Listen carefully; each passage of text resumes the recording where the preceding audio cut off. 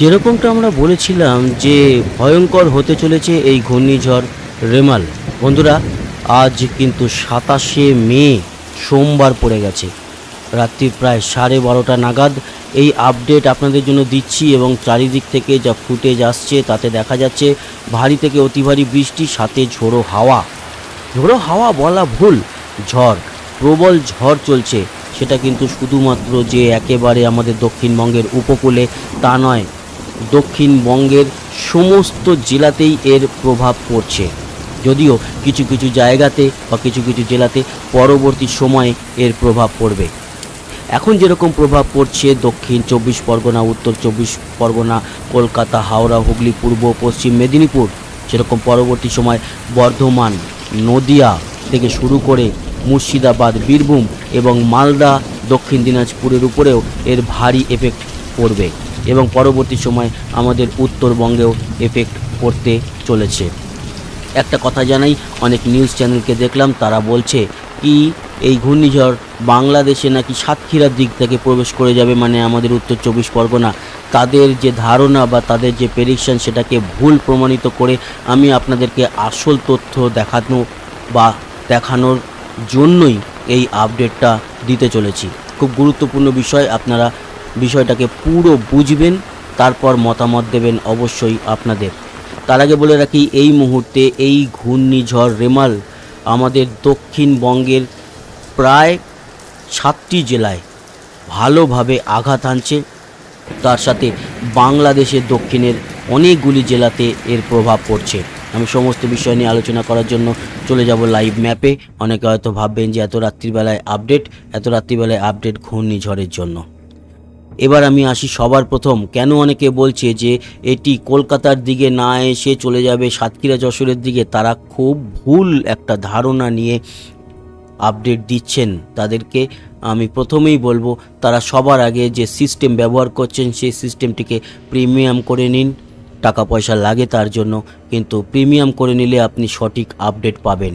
আর তাছাড়া আপনি ECMWF মোডে দেখবেন, তবেই আপনি সঠিক আপডেট পাবেন। তার কারণে আপনারা বলছেন এক, ঘটছে আর এক, সাধারণ মানুষ বিভ্রান্ত হচ্ছে।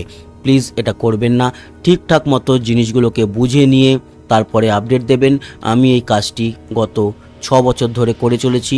অনেকেই জানেন এই চ্যানেলে আমফান ঘূর্ণিঝড় থেকে শুরু করে ইয়াস, প্রতিটা আপডেট আমি কিন্তু এই চ্যানেলে সঠিকভাবে আপনাদের কাছে তুলে ধরেছিলাম। এবার আমি বলছি কেন তারা এই ভুলটা করছে। তারা চলে যাচ্ছে জিএফএস মুডে এবং জিএফএস মুড বলবে যে তারা দেখাচ্ছে এই যে উত্তর 24 পরগনা, সেখান থেকে সাতক্ষীরার দিকে প্রবেশ করছে এই ঘূর্ণিঝড়। এটি সম্পূর্ণ ভুল তথ্য। সাতক্ষীরা থেকে উত্তরের দিকে চলে যাবে বাংলাদেশে, না, এটা ECMWF একমাত্র সঠিক এবং ঠিকঠাক। তাছাড়া আমার যেহেতু প্রিমিয়াম, আমি এখানকার কাস্টমার এই উইন্ডির, তার জন্য আমাকে সঠিক আপডেট দেখাতে বাধ্য তারা। ECMWF বলছে এটি এই মুহূর্তে রয়েছে আমাদের সুন্দরবনের উপরে। এবার গোসাবার দিক থেকে, ঝড়খালির দিক থেকে আস্তে আস্তে করে জয়নগর, মাজিলপুর বা কাকদ্বীপ দিয়ে প্রবেশ করবে এবং এই মুহূর্তে কলকাতায় কিন্তু সে প্রবেশ করতে শুরু করেছে। তার যে আই বা চোখ আমরা বলি, সেটি বারুইপুরেও প্রবেশ করে গেছে। খানিকক্ষণের মধ্যে কলকাতা রাত্রি 12:30টার মধ্যে প্রবেশ করে যাবে। তারপর চন্দননগর থেকে শুরু করে এদিকে হাওড়া, হুগলি, নদিয়া সমস্ত জায়গায় তার এফেক্ট আরও বাড়াবে। এখনই হাওড়া হুগলিতে ঝড় হচ্ছে, কলকাতায় ঝড় হচ্ছে বৃষ্টি, আপনারা সেটা টের পাচ্ছেন ভালোভাবেই। এই যে ঘূর্ণাবর্ত থেকে তৈরি হওয়া ঘূর্ণিঝড় রেমাল, এই রেমাল ঘূর্ণিঝড়ের এই মুহূর্তের গতিবেগ আমরা দেখতে পাচ্ছি 100 কিলোমিটার। কলকাতার উপরে এই মুহূর্তে যে ঝড় চলছে সেই ঝড়ের গতিবেগ হচ্ছে গিয়ে প্রায় 70 কিলোমিটার প্লাস, 70-এরও বেশি। এদিকে আমরা দেখতে পাচ্ছি দীঘা, মন্দারমণি, কাথি, বেলদা, জলেশ্বর, খড়গপুর, বালিচক, এই সমস্ত জায়গাতে বৃষ্টি হচ্ছে এবং তার সাথে ঝড়। তাছাড়াও রয়েছে তমলুক, কোলাঘাট, উলুবেড়িয়া, আরামবাগ, চন্দ্রকোনা, গোয়ালতোড়, কতুলপুর, বর্ধমান, পান্ডুয়া, চাকদা। তবে আবারও এটা বলছি, চাকদা, বনগাঁ এই সমস্ত জায়গায় এখনও ঝড়ের প্রভাব কম আছে। খানিকক্ষণ বাদে সেখানে ঝড়ের প্রভাব আরও প্রবল হতে চলেছে। আর একটা জিনিস আপনাদের জানিয়ে দিই, এই সেন্ট্রাল লাইন যখন প্রবেশ করবে একেবারে কলকাতার মধ্যে, তখন কিন্তু কলকাতায় ঝড়ের প্রভাবটা কমে যাবে।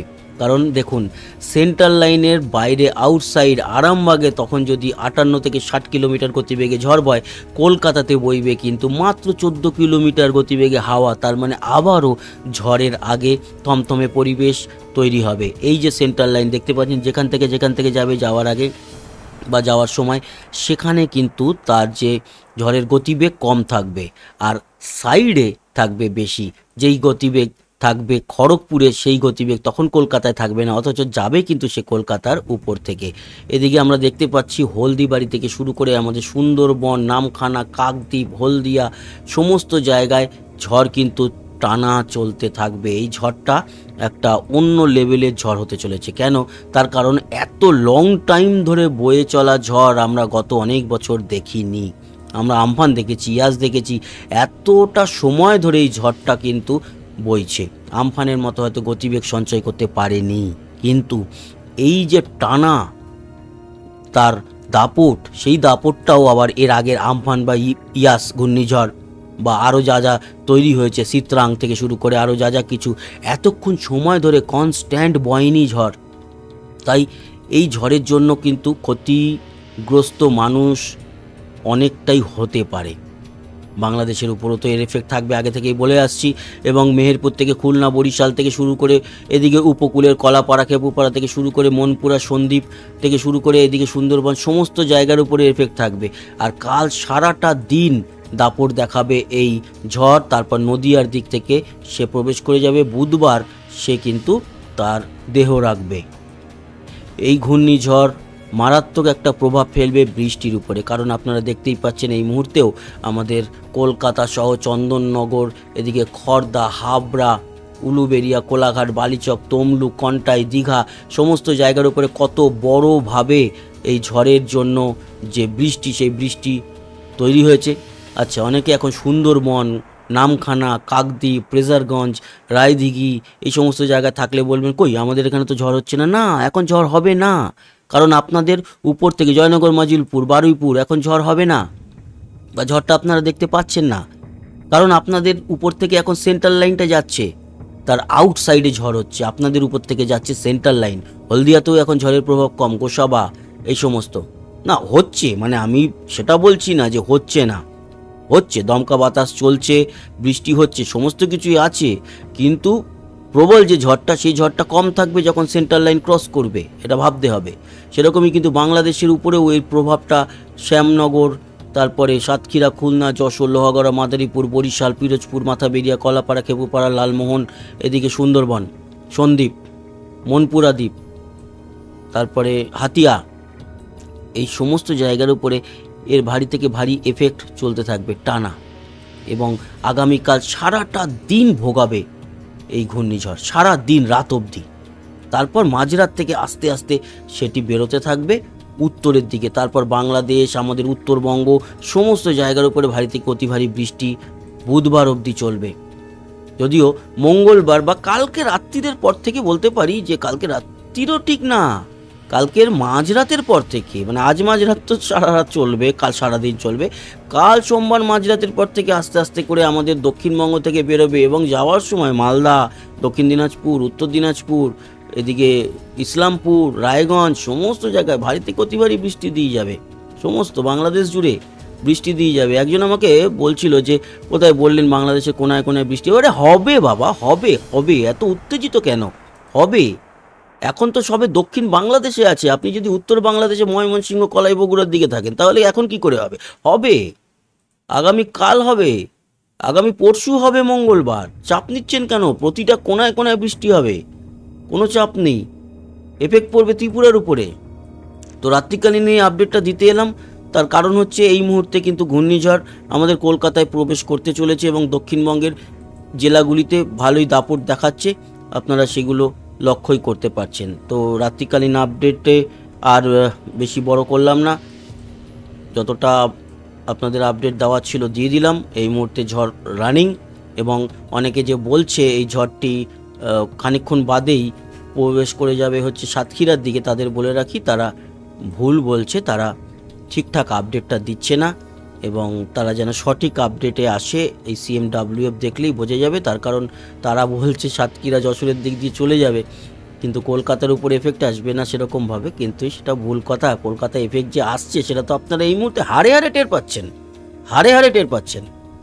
তো আগে যেই কাজটা মানুষ করে সেই কাজটার জন্য একটা অভিজ্ঞতা সঞ্চয় করতে হয়।